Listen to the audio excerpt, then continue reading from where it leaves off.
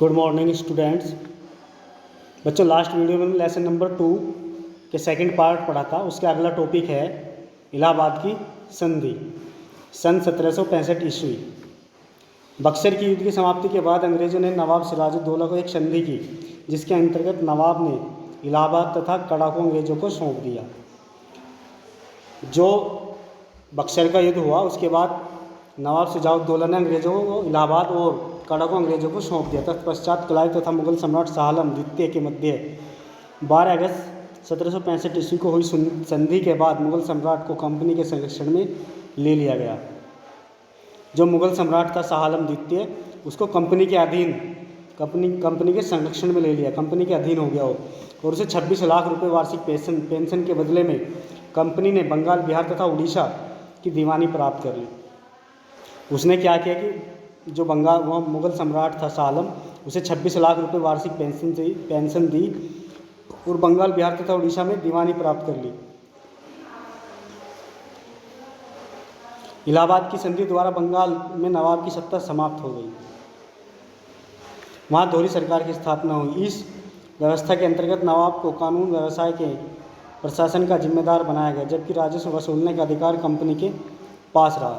उससे क्या हुआ कि कानून और व्यवसाय तो बंगाल नवाब के पास थे और राजस्व कर वसूलने का अधिकार कंपनी के पास आ गया। भारत में ब्रिटिश साम्राज्य का विस्तार। वारेन हेस्टिंग को सन 1772 ईस्वी में बंगाल का गवर्नर नियुक्त किया गया। उसने दोहरी प्रशासनिक व्यवस्था को समाप्त करके बंगाल के संपूर्ण प्रशासन को अपने हाथ में ले लिया। उसने क्या किया, दोहरी प्रशासनिक व्यवस्था चल रही थी, आधी नवाब के पास थी, आधी अंग्रेजों के पास, उसे समाप्त करके पूरा अधिकार अपने हाथ में ले लिया। उसने मुगल सम्राट की वार्षिक पेंशन भी बंद कर दी। इसके अतिरिक्त उसने सम्राट से इलाहाबाद तथा कड़ा को छीनकर इन क्षेत्रों में अवध के नवाब को बेच दिया। हेस्टिंग अवध को कंपनी के क्षेत्रों में मराठों के क्षेत्र के मध्य एक मजबूत उभयरोधी राज्य बनाना चाहता था। मैसूर युद्ध। मैसूर में हैदर अली और उसके बाद उसके पुत्र टीपू सुल्तान की बढ़ती हुई शक्ति के कारण प्रदेश के अन्य प्रतिद्वंदी दलों के हितों पर प्रतिकूल प्रभाव पड़ रहा था। मैसूर में जो वहाँ का शासक था हैदर अली, उसके बाद उसका पुत्र टीपू सुल्तान, जो उनकी बढ़ती हुई शक्ति थी, उसके कारण जो अन्य प्रतिद्वंदी उनके हितों पर प्रतिकूल प्रभाव पड़ रहा था। हैदर अली और टीपू सुल्तान को भारतीय शासकों के विरुद्ध खतरनाक षड्यंत्रकारी समझते थे। कॉर्नवालिस के भारत आगमन के पूर्व ही प्रथम 1766 और 69 तथा द्वितीय 1780 और 84 आंग्ल मैसूर युद्ध लड़े जा चुके थे। टीपू की फ्रांसीसियों तथा तुर्कों से सहायता मांगने की नीति ब्रिटिश हितों के विरुद्ध तथा खतरनाक थी। टीपू सुल्तान ने क्या किया कि फ्रांसीसियों और तुर्कों से सहायता मांगकर ब्रिटिश के विरुद्ध अपनी ताकत को बढ़ा लिया। सन 1789 ईस्वी में जब टीपू ने त्रावणकोर के छोटे से राज्य पर आक्रमण किया तो कॉर्नवालिस ने टीपू पर आक्रमण कर दिया। मराठों तथा निजाम ने भी अंग्रेजों का साथ दिया। जो मराठे थे और निजाम थे, उन्होंने भी अंग्रेजों का साथ दिया। इस तृतीय आंग्ल मैसूर युद्ध 2 वर्षों तक चला। टीपू के लिए दुश्मनों की संयुक्त सेनाओं का सामना कठिन था। परिणामतः श्रीरंगपट्टम की संधि 1792 के लिए विवश हो गया। उसने सहायक संधि स्वीकार करने के लिए भी विवश किया गया, किंतु उसने अस्वीकार कर दिया। उसने फ्रांसीसियों की सहायता से अपनी सेनाओं को आधुनिक बनाने के प्रयास जारी रखे। जो फ्रांसीसी थे उनसे सहायता लेकर अपनी सेनाओं को आधुनिक बनाना का प्रयास तो था, उसने जारी रखा। 1799 ईस्वी में चौथे मैसूर युद्ध में टीपू मारा गया।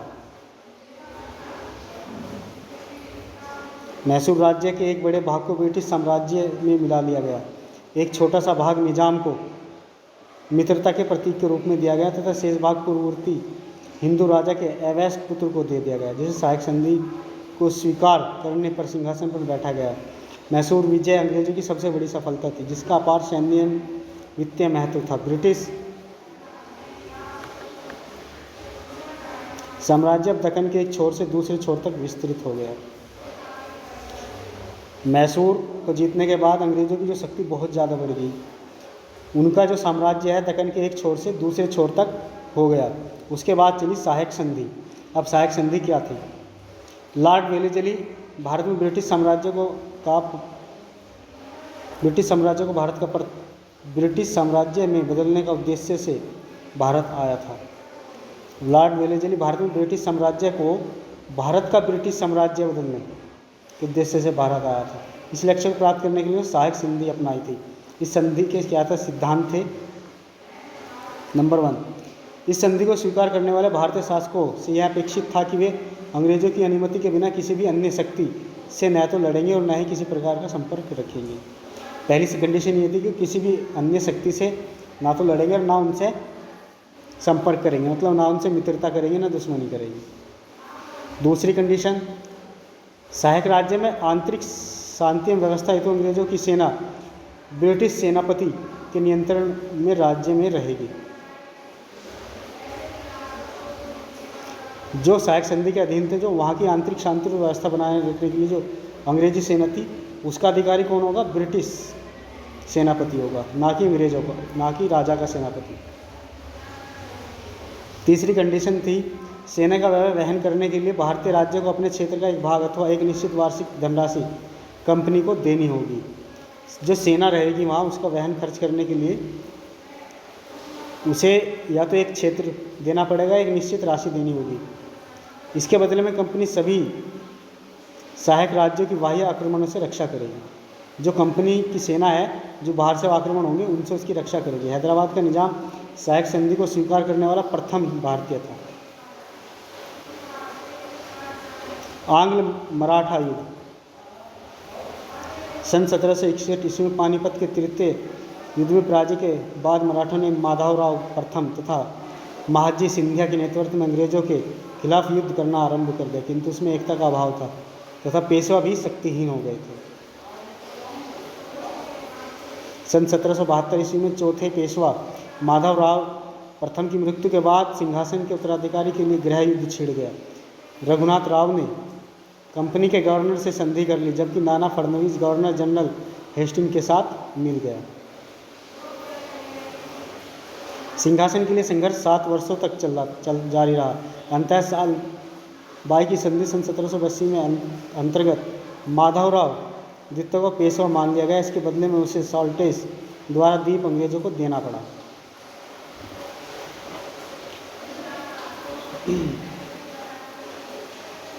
सन 1800 ईस्वी में नाना फडणवीस की मृत्यु पेशवाओं के लिए घातक सिद्ध हुई।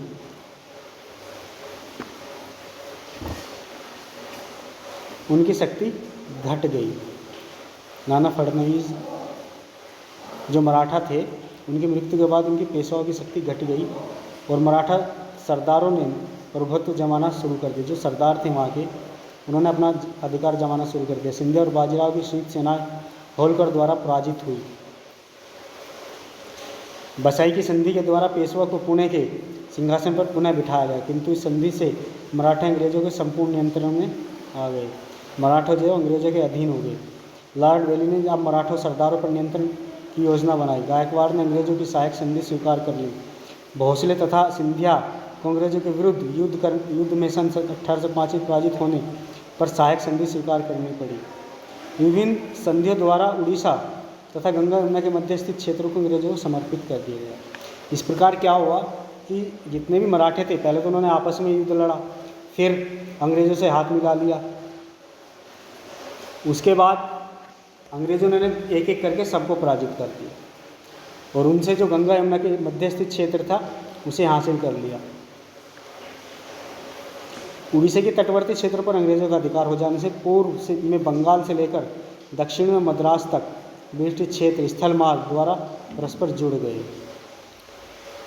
उससे क्या हुआ कि दक्षिण में मद्रास से लेकर पूर्व में बंगाल तक पूरा अंग्रेजों के अधीन हो गया। इसके पश्चात राजपूतों ने भी भयभीत होकर अंग्रेजों की संधि कर ली। जो राजपूत थे उन्होंने भी संधि कर ली। तृतीय आंग्ल मराठा युद्ध सन 1718 में प्रमुख कारण पेशवा बाजीराव द्वितीय का अपनी गौण स्थिति से असंतुष्ट होना था। उसने अन्य मराठा सरदारों को एकजुट करके अंग्रेजों से लड़ने का प्रयास किया, किंतु बड़ौदा के गायकवाड़ ने इसे समर्थन नहीं किया। पुणे के ब्रिटिश रेजिडेंट एल्फिंटिसन ने पेशवा की एक नई सहायक संधि का प्रस्ताव रखा। इस प्रकार गायकवाड़, भोंसले तथा सिंधिया को अंग्रेजों के साथ नई संधियाँ करनी पड़ी। पेशवा नागपुर में अप्पा साहेब तथा इंदौर में माधवराव द्वितीय अंग्रेजों तथा विरुद्ध खड़े हो गए, किंतु ये सभी पराजित हो गए। सन 1718 ईस्वी में आंग्ल मराठा युद्ध समाप्त हो गया। ये युद्ध मराठों के लिए घातक सिद्ध हुए। पेशवा का पद समाप्त कर दिया गया, उसके समस्त क्षेत्रों पर अंग्रेजों का अधिकार हो गया। सतारा के सिंहासन पर छत्रपति शिवाजी के एक वंशज को बिठाया गया। अप्पा साहब को अपदस्थ करके उसके सभी क्षेत्रों पर अधिकार कर लिया गया। नागपुर के सिंहासन पर रघुजी भोंसले द्वितीय का अवैध पुत्र सिंहासन रूढ़ हुआ। होलकर माधवराव द्वितीय को सहायक संधि स्वीकार करने के लिए विवश किया गया तथा राजपूत राज्य को उनके अधिकारों से छीन लिया गया। अब अंग्रेजों का संपूर्ण सत्ता प्राप्त हो गई। अब क्या हुआ कि इन्हों मराठों से अंग्रेजों ने सभी अधिकार छीन लिए। पूरे संपूर्ण सत्ता अब अंग्रेजों के हाथ में आ गई। मराठे हारे क्यों थे? उनके पतन के क्या कारण थे? मराठे बहादुर और निर्भीक थे, ये तो पक्की बात है कि वे बहादुर भी थे और निडर भी थे। लेकिन उनके पास मजबूत सेना, विशाल साम्राज्य भी था। फिर भी अंग्रेजों के विरुद्ध असफल रहे। इसका कारण था, इसके अनेक कारण थे। जैसे उनमें एकता और संगठन का अभाव था। उनमें एकता नहीं थी, सब अलग अलग थे और अलग अलग ही कोई संधि कर रहा है, कोई अंग्रेजों के साथ मिल रहा है, कोई लड़ रहा है, इस कारण वे हारे। दूसरा, उनके सरदार परस्पर ईर्ष्या रखते थे। उन्होंने वित्तीय प्रशासन की परवाह नहीं की। धन की आवश्यकता होने पर वे लूटमार करते थे। वे गोरिल्ला युद्ध कला में निपुण थे, किंतु आमने सामने की लड़ाई में अकुशल थे। गोरिल्ला युद्ध में मतलब छुपकर युद्ध करना में तो वे निपुण थे, लेकिन जब आमने सामने की लड़ाई होती थी अकुशल थे। उन्होंने भौगोलिक ज्ञान भी नहीं था, नीति कुशलता का अभाव था। उन्होंने अपनी सेना को प्रशिक्षित करने की परवाह नहीं की तथा सैन्य संगठन, तोपखाना, नौसेना की भी अपेक्षा की थी। उनका दृष्टिकोण संकुचित था, उनमें राष्ट्रीय भावना की कमी थी। वे अपनी प्रजा का ध्यान भी नहीं रखते थे। ऐसे अपनी प्रजा के अत्यंत अलोकप्रिय थे।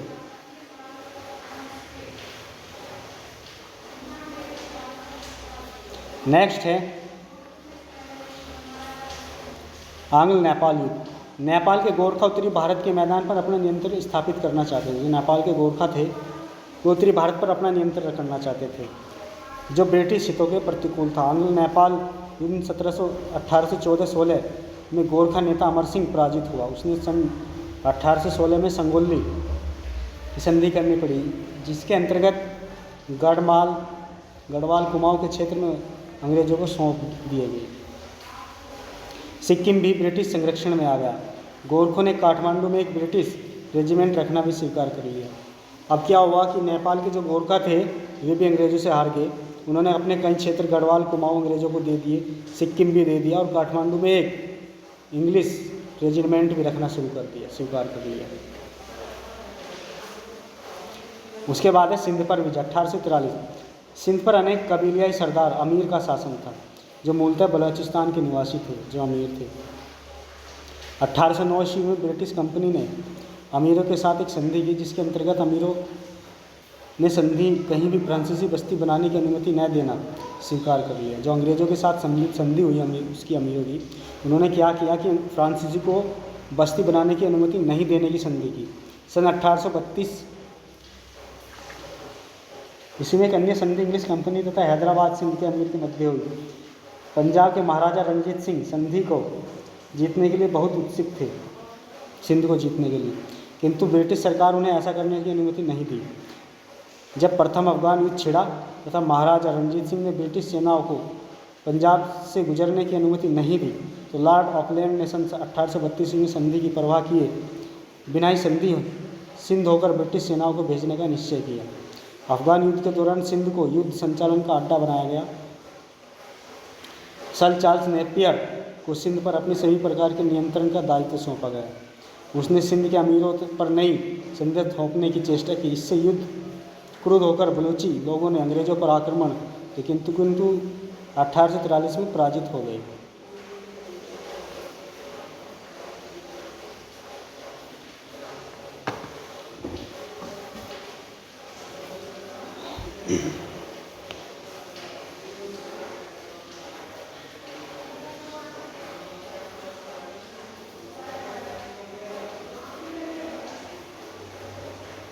उसके बाद टॉपिक है पंजाब पर अधिकार। पंजाब विजय अंग्रेजों के लिए अपने साम्राज्य को उत्तर पश्चिम सीमांत तक विस्तार करने के लिए आवश्यक थी। महाराजा रणजीत सिंह की मृत्यु के पश्चात राजनीतिक व्यवस्था की स्थिति में उनके लिए आवश्यक प्रदान किए। जब महाराजा रणजीत सिंह की मृत्यु हो गई तो वहाँ राजनीतिक अव्यवस्था फैल गई, उससे अंग्रेजों को अवसर मिल गया। मेजर ब्रॉडफुट ने सिखों सामंतों में फूट डालने के भरसक प्रयास किए। सिख सेना सतलुज नदी पार करने के लिए उकसाया। अमृतसर की संधि सन 1809 ईस्वी के अंतर्गत सतलुज नदी को अंग्रेजों का महाराजा रणजीत सिंह के क्षेत्रों के मध्य सीमा रेखा के रूप में निश्चित किया गया। जैसे ही सिखों की सेना ने सतलुज नदी को पार किया, लॉर्ड हार्डिंग ने युद्ध की घोषणा कर दी, जिससे प्रथम आंग्लो सिख युद्ध 1845-46 कहा जाता है। यह युद्ध सिखों के लिए विनाशकारी सिद्ध हुआ। इसमें 1846 लाहौर की संधि के अंतर्गत तत्कालीन महाराज दलीप सिंह को सिख अधिकृत लगभग सभी क्षेत्रों से अधिकार त्यागना पड़ा। युद्ध को हर्जाना देने के लिए जम्मू कश्मीर भी छोड़ना पड़ा। उनकी सेना की शक्ति में अत्यधिक कटौती कर दी गई। लाहौर में एक ब्रिटिश रेजिमेंट तथा सेना तैनात कर दी गई।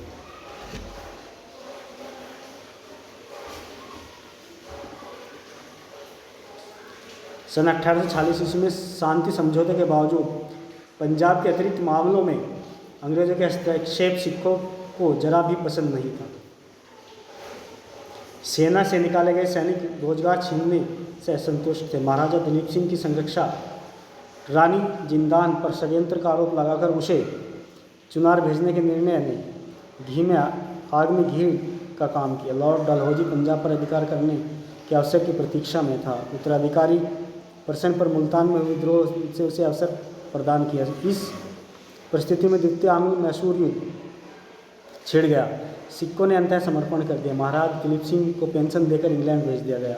सुप्रसिद्ध कोहिनूर हीरा भी उससे छीनकर उसे महारानी विक्टोरिया के पास भेज दिया गया। महाराजा दलीप के पास एक कोहिनूर हीरा था जिसे अंग्रेजों ने छीन लिया। द्वितीय आंग्लो मैसूर सिख युद्ध में तो उसे महारानी को सौंप दिया।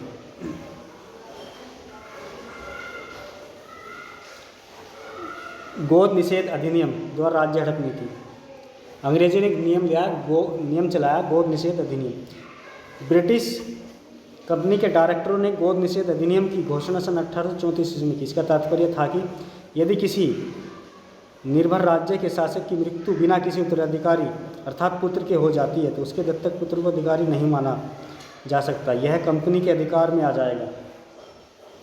लॉर्ड डलहौजी के विजय के अतिरिक्त गोद निषेध अधिनियम लागू करते हुए सतारा, जैतपुर, उदयपुर, संबलपुर, नागपुर, मगध, झांसी पर अधिकार कर लिया।